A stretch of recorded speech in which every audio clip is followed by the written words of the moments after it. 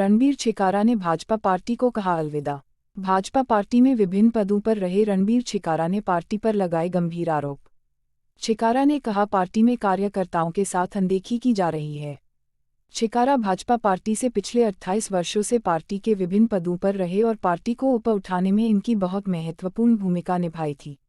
रणबीर छिकारा ने कहा, भाजपा भ्रष्टाचार खत्म करने का दावा करती है, लेकिन गन्नौर तहसील में बिना पैसों के काम नहीं होते। पैसे देने पर अवैध कॉलोनी में भी रजिस्ट्री हो जाती है। हर किसी के पैसे फिक्स है। पैसे नहीं देने पर रजिस्ट्री पर ऑब्जेक्शन लगा दिया जाता है।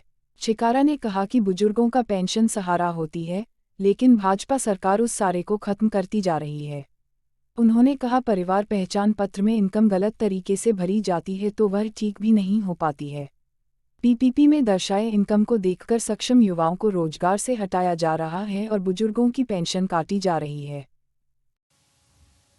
आज जिस प्रकार से हमने भारतीय जनता पार्टी में बड़े लंबे समय से काम किया, 1995 में मेरी भारतीय जनता पार्टी की प्राथमिक सदस्यता थी और उसके बाद विभिन्न पदों पर रहते हुए मंडल अध्यक्ष भी, बूथ अध्यक्ष भी, शक्ति केंद्र प्रमुख भी और जिला महासचिव भी रहते हुए मैंने पार्टी के विभिन्न पदों पर बड़ी मेहनत और लगन के साथ इस पार्टी को आगे बढ़ाने का काम हमने किया था।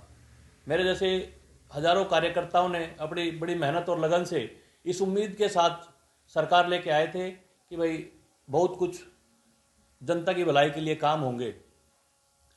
लेकिन आज जिस प्रकार से जनता की अनदेखी हो रही है, भ्रष्टाचार बढ़ रहा है और जिस प्रकार बेरोजगारी बढ़ रही है, किसानों की अनेक समस्याएं हैं और सबसे बड़ी बात कार्यकर्ताओं की जो अनदेखी इस पार्टी में अभी हो रही है, वो बहुत ही चिंता का विषय है।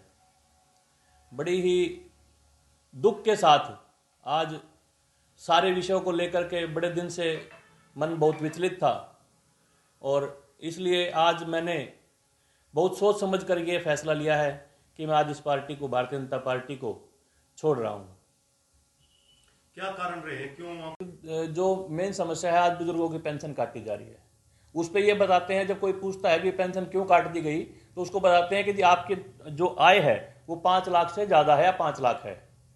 लेकिन मैं एक चीज़ पूछना चाहता हूं, जो परिवार पहचान पत्र जो आजकल बनाए जा रहे हैं उनमें बड़े अनियमितताएं हो रही हैं। किसी के में अगर कोई गलती हो जाए तो वो ठीक भी नहीं हो पाती।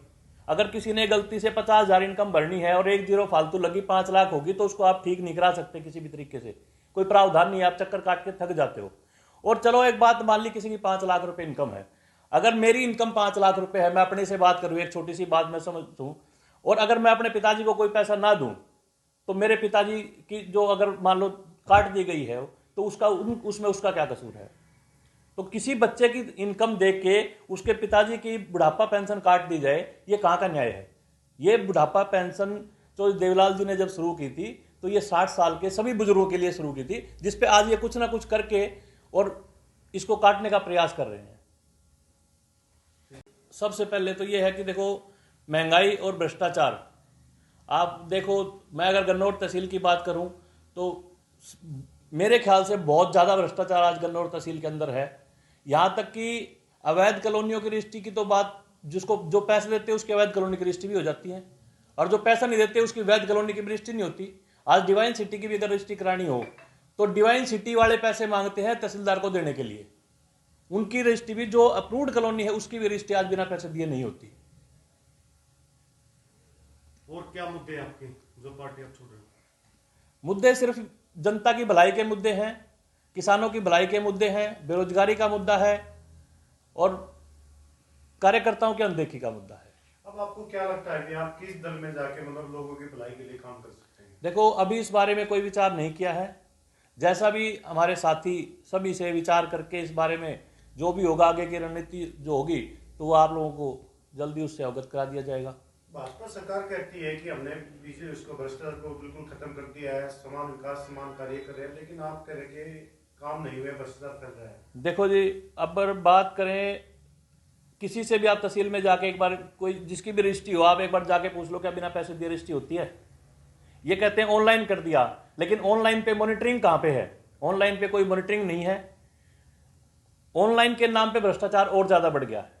इन्होंने अभी एक बेरोजगारी के लिए इन्होंने कहा डीसी रेट पे हम जो नौकरी लगाएंगे, एक पोर्टल स्टार्ट किया था सक्षम के नाम से, लेकिन उस पर अगर आप रजिस्ट्रेशन करने जाओ तो सिर्फ उस पर उन लोगों का रजिस्ट्रेशन हो रहा है जिनका पहले सरकारी विभाग में डीसी रेट पे जिन्होंने काम किया है, तो उनका एक्सपीरियंस लेटर है तो ही होगा। जिसका एक्सपीरियंस लेटर नहीं है तो उसका उस पर रजिस्ट्रेशन ही नहीं होता।